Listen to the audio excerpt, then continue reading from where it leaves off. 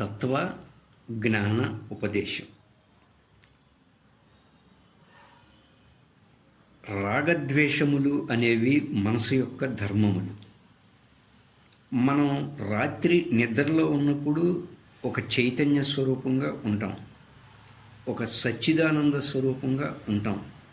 ఉదయం నిద్ర లేవగానే మనం కళ్ళు తెరిచి ఈ బాహ్య ప్రపంచాన్ని చూస్తున్నప్పుడు ఆ చైతన్య స్వరూపం ఆ చైతన్య స్వరూపం అహంగా, అహం నుంచి బుద్ధిగా, బుద్ధి నుంచి చిత్తంగా, చిత్తము నుంచి మనసుగా, ఈ మనసు నుంచి రాగద్వేషాలు ఏర్పడతాయి.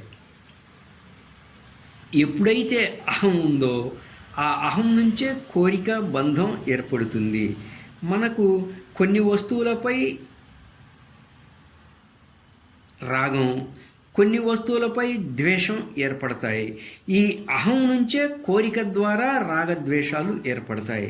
ఈ రాగద్వేషాల వల్లే మన మనసులో ఉద్రేకాలు, ఈ బుద్ధితో బాహ్య ప్రపంచంతో తాదాత్మ్యం చెందిపోయి మనం కావాలి అనుకున్నవి దక్కకపోయినా, మనం ద్వేషించే వాటిని చూచినా ఆ బంధములో పడిపోయి మనకి దుఃఖం కలుగుతూ ఉంటుంది. ఈ రాగము, ద్వేషము ఈ ద్వంద్వాలన్నీ కూడా నీ మనసుకు సంబంధించినవి. అవి మనసు యొక్క ధర్మములు. నీవు నీ మనసు కాదు సుమా. నీ వాస్తవ స్వరూపం సాక్షి స్వరూపం. నీ వాస్తవ స్వరూపం ఒక సచ్చిదానంద స్వరూపం. నీ వాస్తవ స్వరూపం ఒక చైతన్య స్వరూపం. నీ వాస్తవ స్వరూపం ఒక జ్ఞాన స్వరూపం. నీ వాస్తవ స్వరూపం ఒక విశుద్ధ స్వరూపం. నీ వాస్తవ స్వరూపం ఒక కూటస్థ స్వరూపం. నువ్వు నీ మనసును గమనించేవాడివి. మనసుకి, బుద్ధికి, అహానికి అతీతంగా ఉన్న ఒక సాక్షి స్వరూపంగా నువ్వు తెలుసుకుంటే నీ మనసును గమనించేవాడిలాగా ఉంటావు. ఈ మనసు నీ వాస్తవ స్వరూపం కాదు. ఈ మనసులో ఏర్పడుతున్న భావాలను గమనించేవాడువు నువ్వు. ఈ రాగద్వేషాలు, గెలుపు ఓటములు, జనన మరణాలు, గౌరవ అవమాన సన్మానాలు, ఇవన్నీ ద్వంద్వాలు కూడా నీ మనసులో ఆలోచనలుగా, భావాలుగా, నామరూపాలుగా ఏర్పడతాయి. వాటిని నువ్వు గమనించేవాడిలాగా ఉంటే అవేవి కూడా నీ అంతరంగాన్ని ఎప్పుడూ ప్రభావితం చేయవు.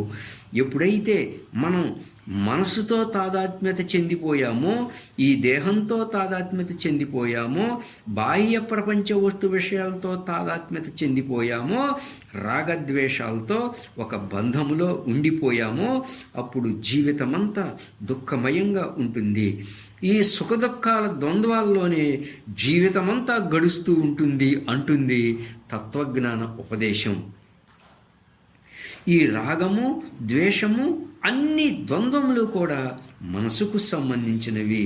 నువ్వు సాక్షి స్వరూపానివి. ఈ మనసు కూడా నువ్వు కాదు. నువ్వు పుట్టినప్పటి నుంచి చనిపోయే వరకు కూడా ఏ సమయంలో కూడా నువ్వు మనసుతో తాదాత్మ్యం చెందవద్దు.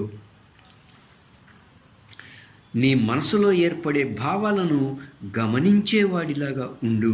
ఎప్పుడైతే గమనించేవాడిలాగా ఉన్నావో వాటి బంధంలో నువ్వు లేకుండా ఉంటావు. రాగ ద్వేషములు మనోధర్మములు. నీ మనసు కూడా నీ వాస్తవ స్వరూపం కాదు. నువ్వు నీ మనసును గమనించేవాడవు మాత్రమే. నువ్వు ఒక జ్ఞానస్వరూపుడవు. మనసులో వికల్పాలు ఏర్పడతాయి. మనం ఉదయమే నిద్రలేవగానే కొన్ని భావాలు మనసులో ఏర్పడతాయి వికల్పాలుగా. అలా ఏర్పడి వాటికి ఒక రూపనామాలు వచ్చేసి ఒక రూపనామాల క్రింద వచ్చేస్తాయి.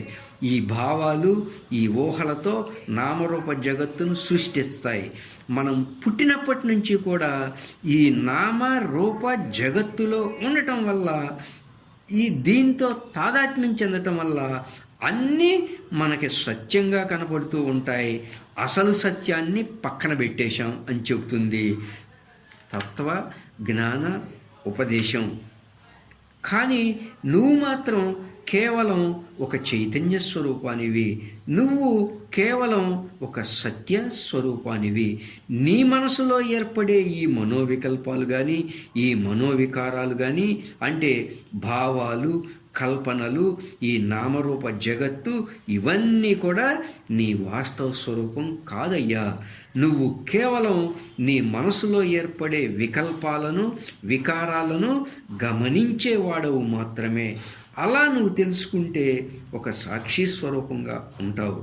మనోవికల్పాలు ఏవి కూడా నీవు కాదు, మనోవికారాలు ఏవి కూడా నువ్వు కాదు. నువ్వెవరివి? కేవలం సాక్షివి మాత్రమే నువ్వు. ఆ స్థితిని పొందితేనే మనం ఈ మనోదేహాలతో వ్యామోహం చెందకుండా ఉంటాము. ఏ వికల్పాలు, ఏ వికారాలు లేకుండా అప్పుడు సుఖంగా ఉండగలుగుతాం. నువ్వు ఒక జ్ఞానస్వరూపుడవు. నీలో నీ మనస్సు వికల్పాలని, వికారాలని పొందుతున్నది, కానీ నీలో నీ యొక్క మనస్సు వికల్పాలని, వికారాలని పొందుతున్నది, కానీ అవేవి కూడా నీ వాస్తవ స్వరూపానికి సంబంధించినవి కాదు, నీ ఆత్మస్వరూపానికి సంబంధించినవి కావు. నువ్వు సాక్షి స్వరూపంగా తెలుసుకొని ఈ రాగద్వేషాలకు, మనోధర్మాలు అన్నిటికీ, అన్ని ద్వంద్వాలకు, అన్ని మనోవికల్పాలకు, అన్ని మనోవికారాలకు నువ్వు కేవలం గమనించేవాడిలా ఉంటే, వాటితో వ్యామోహం చెందకుండా ఉంటే సుఖంగా ఉంటావని తత్వ జ్ఞాన ఉపదేశం బోధిస్తూ ఉంది.